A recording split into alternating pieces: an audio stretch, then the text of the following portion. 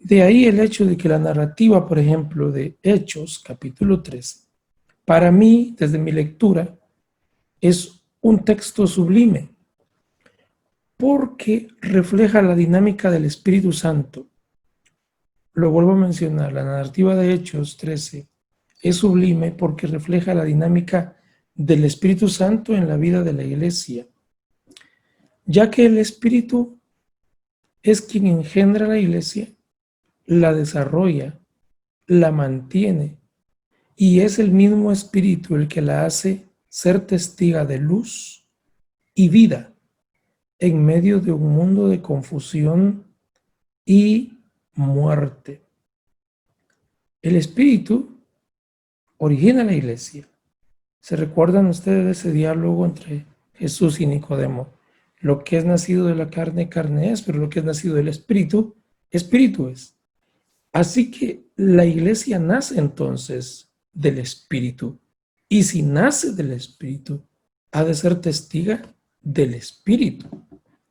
El texto que hemos leído hoy quisiera tomar solamente el versículo 4 en su primera parte que dice: ellos entonces enviados por el Espíritu. Ese texto es un texto precedido por una atmósfera espiritual de servicio y de consagración, del versículo 1 al versículo 3 de Hechos 13, donde el Espíritu interviene y dice: apartadme a Bernabé y a Saulo para la obra a que los he llamado. En el griego, el sentido del texto indica que es un llamado vocacional, con propósito específico, el cual consistía en ser testigos y representar a aquel que los enviaba, es decir, el Espíritu. Y si los enviaba el Espíritu, su finalidad era dar vida, porque cuando se habla del Espíritu, también se habla de vida. Es así que el Espíritu entonces es sinónimo de vida, no de muerte. Quisiera dejarle esa frase allí para que la considere en su mente y en su corazón. El Espíritu es sinónimo de vida, no de muerte. De hecho, cuando la persona fallece, cuando uno de los seres vivos fallece, ¿qué es lo que sucede? Sale de él, cuando el ser humano fallece, sale de él el espíritu. Así que donde no hay espíritu hay muerte. El espíritu es sinónimo de luz y no de confusión. El espíritu es sinónimo de paz y no de angustia. Y esa dinámica del espíritu es evidente en la vida cotidiana. Recuerde, es sinónimo de luz y no de confusión. Es sinónimo de paz y no de angustia. Quisiera hacer alguna mención práctica que nos pueda ayudar al mencionar estas ideas.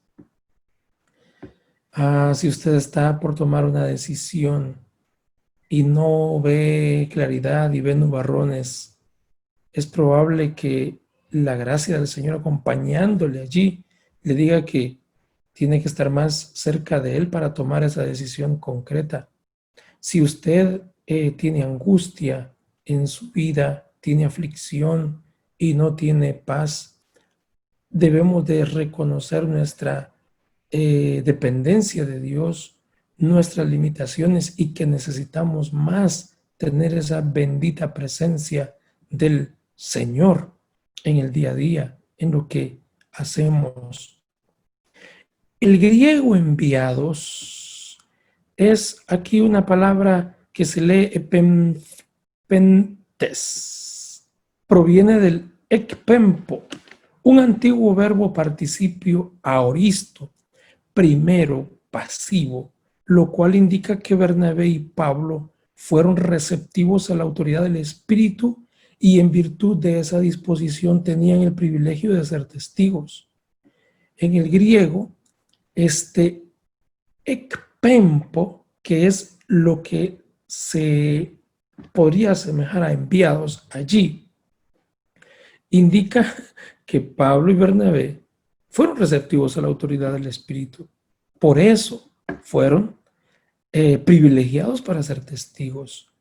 Yo creo que aquí estamos algunos, bueno, quisiera que todos, quiera Dios que todos, seamos receptivos a esa autoridad del Espíritu,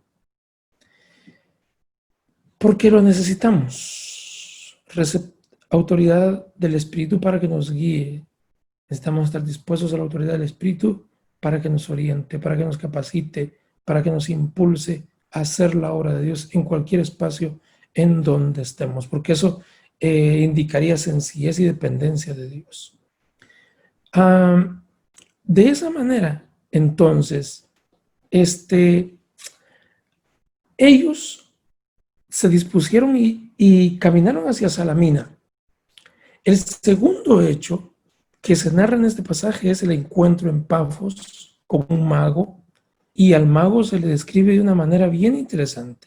Mago, falso profeta, judío, llamado Bar Jesús. Y ese Bar Jesús indicaría en todo caso hijo de Jesús, porque el Bar es un término arameo o árabe que indica hijo. Así que el Bar Jesús era hijo de Jesús. Así se le conocía. Mago, falso profeta, judío, Bar Jesús. Era común encontrar estos falsos judíos en aquel tiempo, en aquellas tierras, cuyo interés era aprovecharse de los ignorantes. No obstante, Elimas, el mago, estaba cerca del procónsul Sergio Paulo, y Sergio Paulo dice que era una persona prudente, dice el texto. En sí, era alguien cuerdo, inteligente, tenía una posición política estable, no era alguien del vulgo, pero Elimas procuraba convencerlo con sus artimañas, con su astucia. Y este funcionario público no era el único que tenía la comezón de oír algo diferente. Ya hay ahí una referencia a un tal Juvenal acerca del emperador Tiberio César, que dice que Tiberio estaba sentado sobre la roca de Capri con su rebaño de caldeos a su alrededor.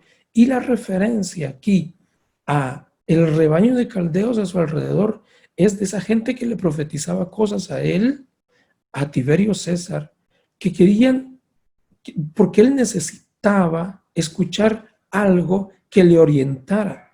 Necesitaba escuchar un mensaje divino, un mensaje que no es lo acostumbrado.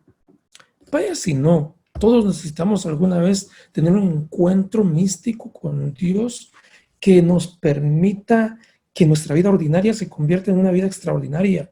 Todos necesitamos alguna vez escuchar un mensaje que trasciende, un mensaje que no sea solamente lo habitual que estamos acostumbrados a ver. De ahí que entonces, en el caso de Tiberio César, tenía a este grupo de caldeos, pero ustedes recuerdan a Nabucodonosor también, está rodeado de sátrapas, está rodeado de gente que le acompaña, gente que tienen ese espacio muy especial para poder dar un mensaje. Y así lo vemos en el Antiguo Testamento. Y no solamente dentro de los que están en la línea de lo correcto, de lo divino, sino también de los que no están en la línea de lo correcto. Pero hay gente que está allí mecanizada para poder dar algún mensaje. Esto lo que indica es la naturalidad nuestra que necesita alguna vez un mensaje de lo divino, un aliento para saber que no estamos solos en este mundo. Acerca de los epítetos descriptivos de maldad de Elimas el mago, el escritor sagrado dice que era lleno de todo engaño y de toda maldad, e hijo del diablo, enemigo de toda justicia, dice el versículo 10. No cesarás de trastornar los caminos rectos del Señor. Este mago sí que tiene todo un perfil muy extraño. Mire, falso profeta, judío, Bar Jesús, hijo de Jesús, al menos eso sonaría bien. Pero Pablo, que lo descubre, dice que estaba lleno de todo engaño y de toda maldad. Y no era hijo de Jesús, sino que era hijo del diablo, enemigo de toda justicia, y que se proponía trastornar los caminos rectos del Señor. La descripción que hace el escritor de Hechos en su segunda mención, hablando de Elimas, el mago, es de una manera precisa y directa. Era alguien enemigo de la verdad y de la justicia. Era testigo de lo opuesto al bien. Era testigo de la construcción de vidas. Era experto en la confusión. Así que el ambiente en donde se va gestando la predicación de Bernabé y Pablo es un ambiente hostil, es un ambiente ambiguo, es un ambiente de obstáculo, de contradicción. No obstante, ese ambiente permitió ser testigos del Espíritu y de la vida, a tal grado que el texto mismo dice: ahora pues, he aquí la mano del Señor está contra ti, y serás ciego, y no verás el sol por algún tiempo. E inmediatamente, dice el texto, cayeron sobre él oscuridad y tinieblas, y andando alrededor buscaba quien le condujese de la mano. Hermanos amados, ¿se puede imaginar usted que usted es un predicador, que usted es un expositor, que tiene algo bueno que compartir, pero a la vez tiene alguien allí al lado que procura confundir lo bueno que usted tiene para compartir? Pero también eso es una cosa incómoda. Sin embargo, qué interesante si usted puede imaginar conmigo la escena de que el respaldo del Señor, de su gracia y del Espíritu, le permitieron a Pablo en ese mismo instante que Elimas el mago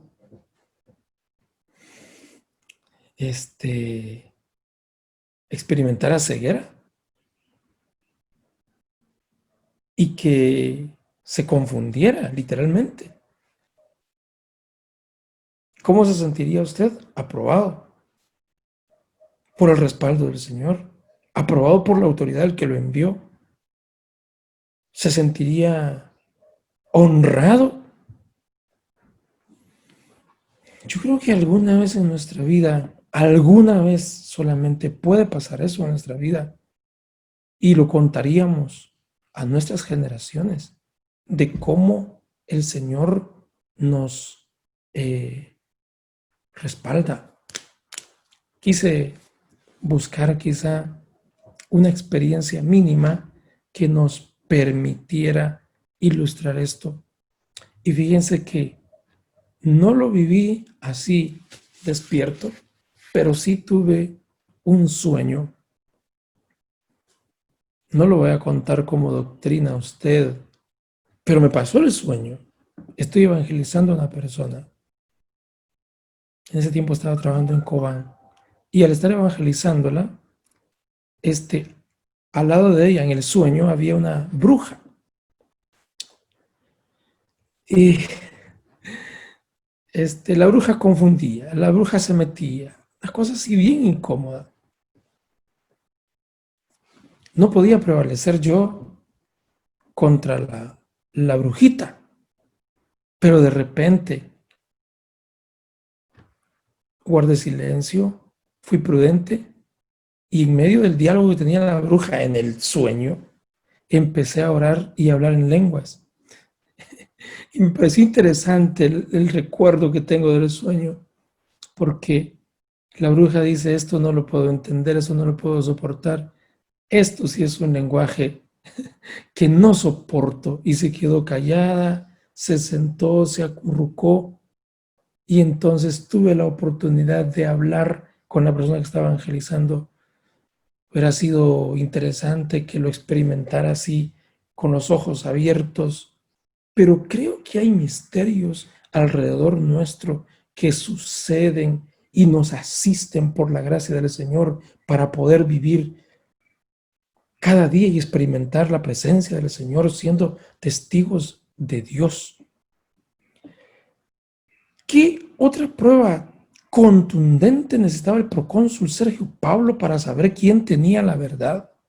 Pues él mismo había presenciado un hecho que le hacía ver quién era el que estaba a favor de la vida, a favor de Dios, a favor del Espíritu, de ese Espíritu que da vida. Y el texto a mí particularmente me enternece y me inspira, porque dice que el procónsul, después del hecho, creyó maravillado de la doctrina del Señor. Dios nos está haciendo a usted y a mí testigos del Espíritu y testigos de la vida. ¿Qué resultado más impresionante? Ese día nació un testigo del Espíritu. Ese día nació un testigo de la vida. Ese día nació un hijo de la verdad. Un testimonio digno de ser contado para ser contado por generaciones hasta el día de hoy, para que desaparezca la incertidumbre y se abra la puerta a la certeza. Hermanos amados, preciosos, ustedes que están aquí en este tiempo de reflexión y de meditación, en este tiempo de devocional, en este tiempo de elevar el espíritu nuestro al Espíritu de Dios. Si bien es cierto, en algún momento no conocemos el futuro, pero sabemos cuándo hacemos las cosas bien para honrar a Dios.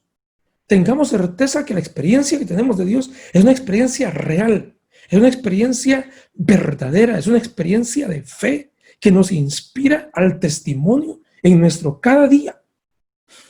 No piense, me lavaron el coco. No piense, no sé si soy amado. No piense tener algo que hacer en este mundo, porque usted sí tiene mucho que hacer en este mundo por medio del canto, por medio de la predicación, por medio de contar el testimonio, por medio de establecer relaciones propositivas que construyan vida, por medio de ser vecinos de fe, vecinos cristianos que pueden ayudar a su prójimo. En este tiempo de pandemia debo tener una palabra de Dios de esperanza para nuestra gente. Lo necesitamos como parte de ser testigos de vida. Pero que no estemos, ay Dios, usted, ¿cuándo va a terminar esta pandemia? Usted va a terminar cuando Dios quiera. Punto. Eso no está en nosotros. Lo que está en nosotros es el Espíritu que nos ha dado vida. Tenga palabras de vida. Yo veo a Juan sonriente todo el tiempo. No sé cómo se formó el hombre, pero qué bueno. Pero mira uno que hace empurradas por todos lados. Amor de Dios. Mejor me quedo ahí porque puede uno hablar cosas incoherentes. Para que desaparezca la angustia y que se dé la bienvenida al sosiego, a la quietud. Si el Señor dijo, mi paz os dejo y mi paz os doy, y no os la doy como el mundo la da. Experimentemos eso. Somos hijos del Señor. Somos hijos del Espíritu. Somos hijos de la gracia. Somos hijos de Dios. Y como tal, somos mensajeros de vida.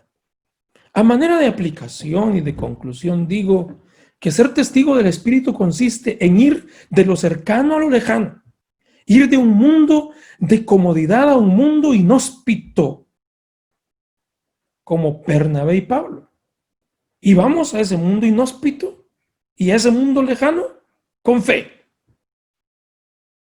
Ahora mismo les testifico que Jonán está aterrizando en Ámsterdam.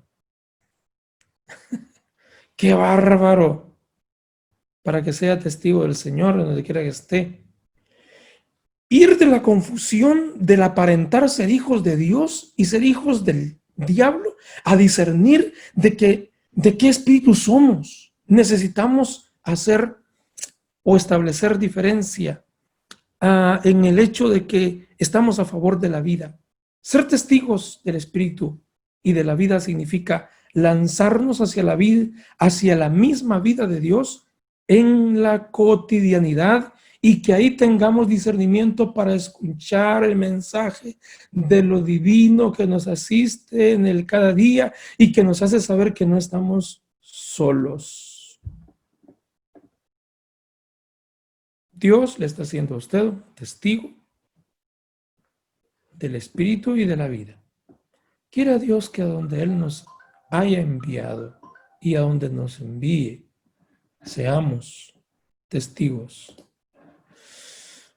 Testigos del espíritu y testigos de la vida. Dios nos ayude a vivir bien. Incline su rostro. Vamos a orar. Dios y Padre eterno, aquí estamos. Dependemos de ti cada instante. Guíanos, por favor, con el aliento de tu espíritu. Danos vida. Inspíranos a obedecerte, a ser embajadores tuyos en cualquier lugar donde estemos. Oramos para que tú estés acompañándonos siempre.